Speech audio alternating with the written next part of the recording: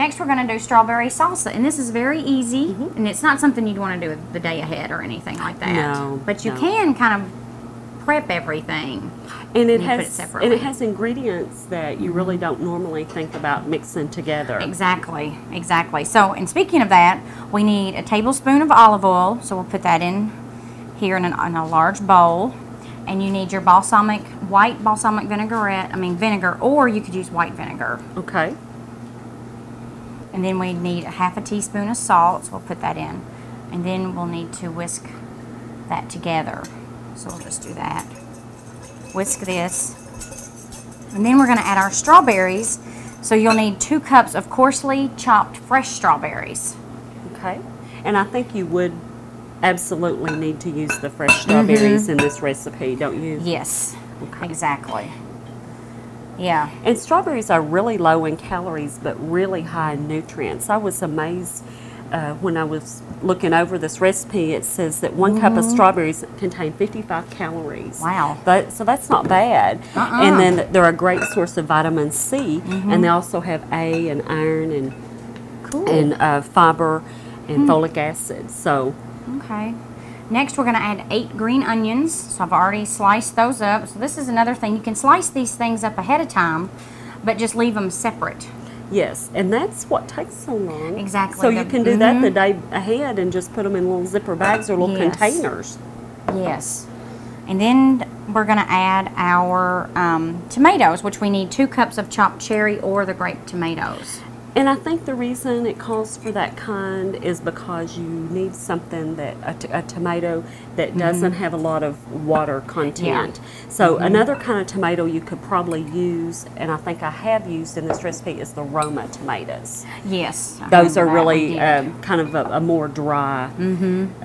Some tomatoes have such a high water content that it's really not soggy, they'll break down. It's really not going to work for this recipe. Yeah. Over here. And then it calls for a half a cup of chopped fresh cilantro. Now cilantro looks like parsley. Yes, it does. But it has a very distinct aroma to cilantro. So when you're at the store, you can, when in doubt, you can sniff it and see. But that is definitely cilantro. Yes. Although it does look like you really parsley. Can't tell apart by looking. You have to pinch the leaf to see if it has that distinct smell to it. You do. And it's really good, and it's really easy to work with. I just rinse it off and then I pat it dry. And you don't want the stem, so when you are working with cilantro, I like to use scissors. So I get my little kitchen shears out and I like to snip the cilantro. And not the stem. And not the stem, then I just need to just cutting the little leaves off. That's what I do. I don't use the stem at all. Okay. Try not to. But this is really, really good with... I can smell that cilantro. With chips. Yes, or pita bread. Pita bread, okay. Which is really healthy.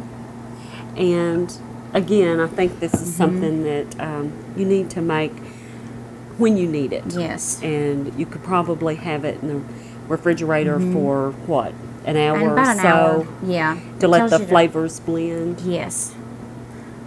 But this would be really good for a picnic, and it's so colorful. You've got your red and green and white.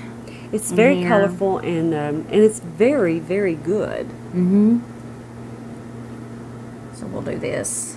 You can smell the tomatoes and the strawberries. You can really smell the strawberries in this. So you will I'll in this,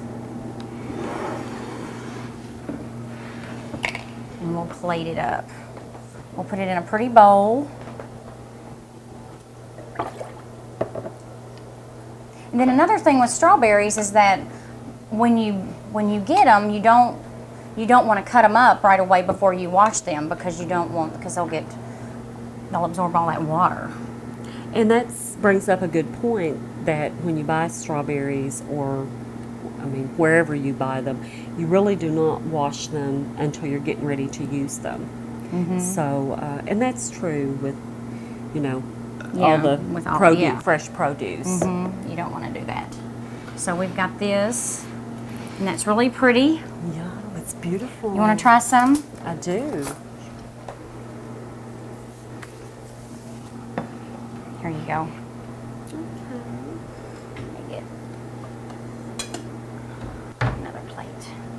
I think this recipe was probably one of the recipes that people were most surprised with when Margie and I was going last summer to our farmers market on Fridays and doing the sampling.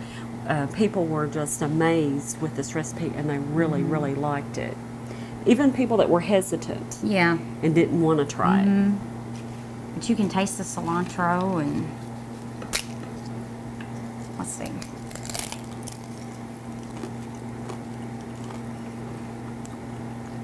It's just so fresh, so refreshing. So, again, this recipe is a recipe that mixes some ingredients that we just wouldn't normally think about putting strawberries and tomatoes together. And you can also use blue or red corn chips too. Oh, yes. Would be really good. Tortilla chips. These are really good. And again, pita bread. As well. And this is really good. The tomato, you can really taste the strawberries and the cilantro. It's crunchy. And you can taste the onion. Yeah, and the onion. Just very, very good.